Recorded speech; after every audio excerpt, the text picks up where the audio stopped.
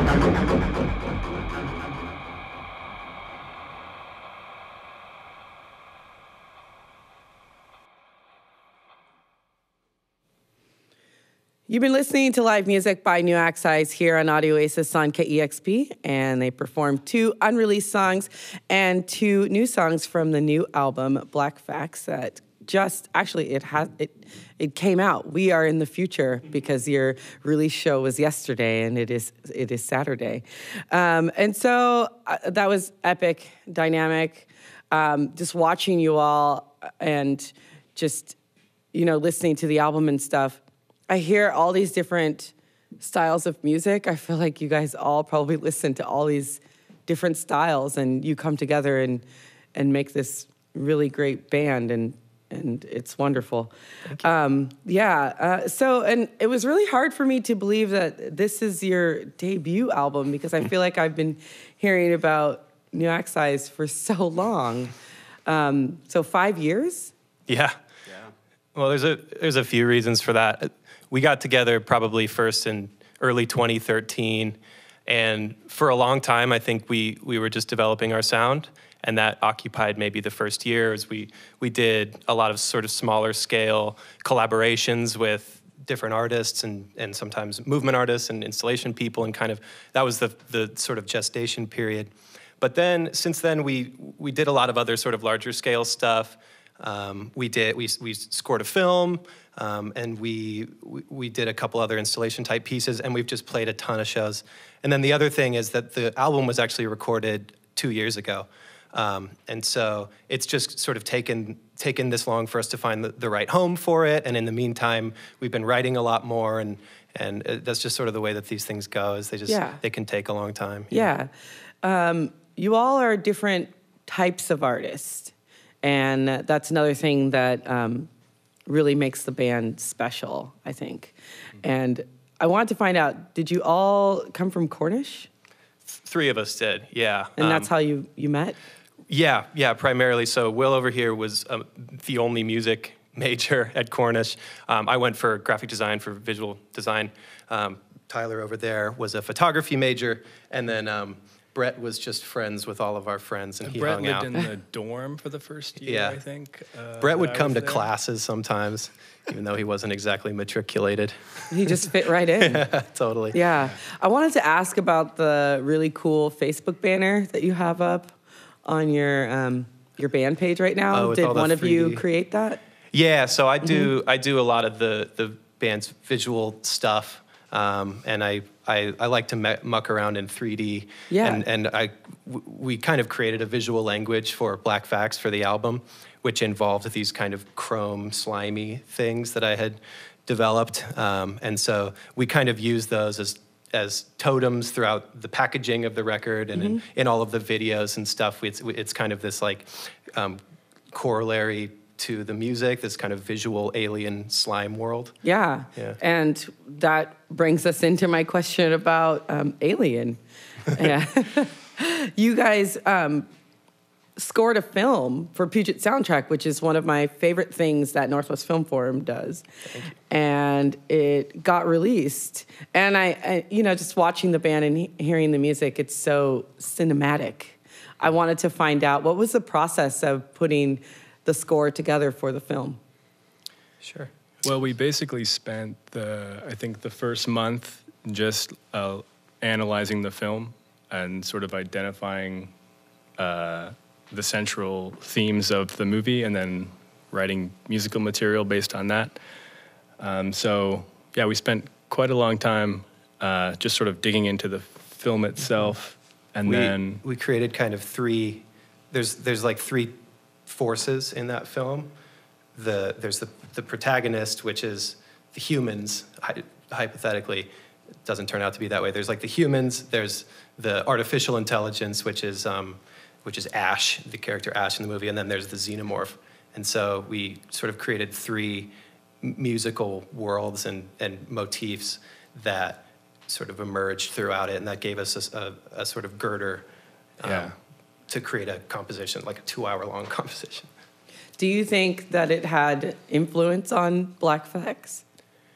Definitely. I think that project was sort of the biggest undertaking that we had done up until that point. So we had to really refine our process of writing together. So I think that helped a lot with the record. And also just the themes in the film and the music itself are sort of central to the music we make anyway, humans, sort of digital artificiality, and this undercurrent of sort of dark chaos are all things that are prevalent in our music to begin with. So it was kind of a perfect fit. Yeah.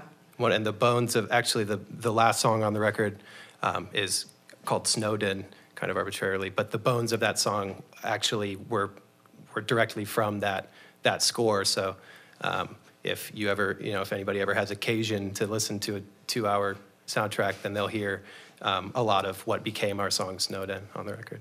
I actually have it. Awesome. I have, and when I was thinking about the questions, so the Alien soundtrack is released on cassette, and you've all recorded Black Facts to a live tape or live taping, and I just thought that was pretty fitting, just that kind of media or whatever. Yeah, we, I think, consider the live experience of our band to be really, really central and a really crucial sort of way to experience us. And so we kind of take an approach where we want to capture that live feel in all of our recordings. And so we very deliberately recorded all of the record in one room together. Of course, there were a couple overdubs here and there, and we added, we kind of padded it, but primarily every single song that you hear on the record was just literally punch it and record, and it's on a 2-inch tape, so it's not Pro Tools, so there wasn't a lot of opportunity to fuss with, punching stuff in, and I think we look for that. There's kind of an element of volatility in it, and it just creates a kind of sense of urgency that you really have to nail the take and you can't micromanage it. Yeah. And so you worked with producer Randall Dunn, which I think is really, really fitting. I bet that was an awesome experience. Yeah, it was amazing. Yeah. And I wanted to find out, so with recording it that way, was that a new approach to how you record Newaxeyes tracks? Yeah, I would say so. We frankly hadn't had a lot of other studio experiences. We had recorded a couple of singles a couple of years earlier, and that was a very different looking experience. And so that was kind of a crucible for us to get into the studio. And we literally had 2 days to track an entire record, which was about an hour's worth of material that we ended up cutting down a little bit. And so it was just a complete and utter whirlwind. So that was like the primary thing, but there was kind of a funny story related to that. So we thought we had finished the record. We did this marathon thing. We were there until 2 in the morning on the last day and printed the final song. And then a few months later, we played a show, and Randall was at the show, and we played a new song that we had developed since we recorded the record. And after the show, Randall came up and said, like, this song has to be on the record. And that song ended up becoming False Flag, which is the first song on the record. So we kind of scrambled and pooled all our money and got another half day in the studio and recorded that. It has to be perfect. Yes, exactly. Yeah, but it's also really nice that Randall took that time to like find perfection. Yeah, he's really invested in us. He's been I can't even say how big of a, support system that Randall has been for us. Yeah. That's amazing. He's worked with some of my favorite bands, so I really love his work a lot. Mm-hmm. Another cool thing is you worked with... Sorry. Another cool thing is you worked with Hannah Ben from Pollens, and I love her. She is so great. There is like a viral video of her singing in a church. I know the one. That is so beautiful. It says like, "This is the most beautiful thing you'll hear today." Yeah, yeah. I mean, it's so beautiful, Yeah. and I was a big fan of Pollens. I really liked how they just had like these mathematical, like fun things, and just their vocals and everything. It was super fun. Yeah. So I thought that was really cool. But I wanted to find out if there was any other special features or things you did with the album that you wanted to share. Yeah, well, with Hannah, we, I think I was like playing guitars on a project of hers at the same time we were working on the record, and we just had to have her come in and do something, and so we ended up booking like a day at Eric Blood's studio. It's called Black Space Labs. Space Labs, yeah, and the old Rainier Brewery. And attached to that is like a big sort of gutted stairwell, this concrete chamber. So we rented a bunch of gear, had our engineer Will Smith come and record Hannah, basically doing a series of improvisations and kind of whatever she wanted. We sort of fed her some material, and just had her go nuts. We recorded it all, and it's gorgeous. Yeah. Mm-hmm. Yeah, super awesome. Another question is, I hadn't ever heard of Important Records, and I just looked it up and just checked out the roster, and there's just like a bunch of people that I know, and I thought that was really cool. It's a really great label, and I can't wait to dive more into it. I wanted to find out how you got connected with them. Yeah, so I was also a huge fan of Important.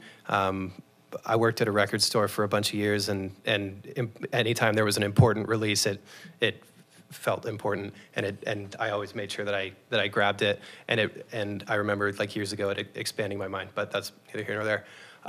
The reason that we got hooked up with Important is, again, Randall has a project called Master Musicians. I don't think I can say the word on the radio. You can. Okay, Master Musicians of Bukake, and they've been on Important Records for a long time. I'm so pro you saying it. Right. I just wasn't sure. Yeah, and so he's had a relationship with John, who runs that label over there, and so he kind of he tipped us off to John, and he really liked it, and then here we are. So it's Randall again. Yeah, awesome. Were you shopping the record, or were you just going to put it out? Absolutely. Yeah. Mm-hmm. We sent it far and wide, and we just Important seemed to have a personal interest in it, and they seemed to like really resonate with the music, and the way that they sort of talked about the music seemed to align with the way that we thought about it.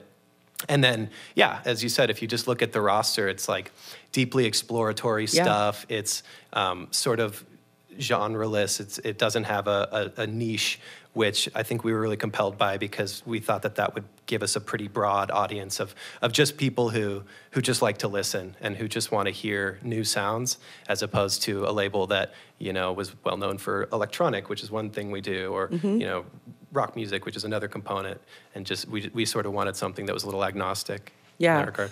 Well, y'all are making some of the most unique music coming out of Seattle. It's very, very special. Thank you. And it's an honor to have you all here. Thank you. What's next? Shit. Well, excuse me. We have whole other record.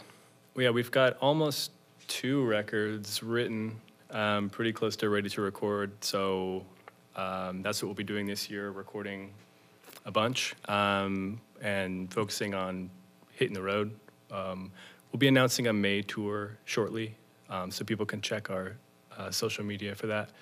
And then, yeah, we're just kind of looking forward to getting this music on the road and recording a lot more. Mm-hmm. Cool. Great.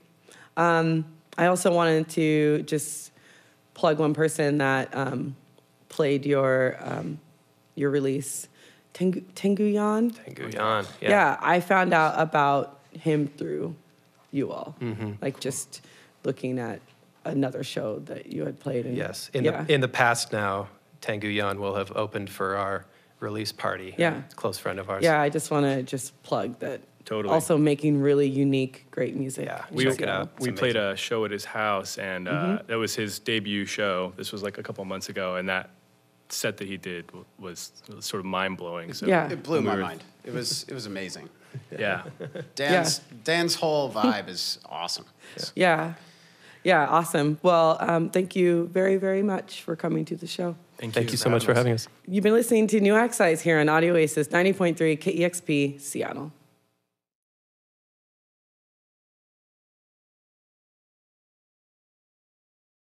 Discover new music at listener-powered KEXP.org.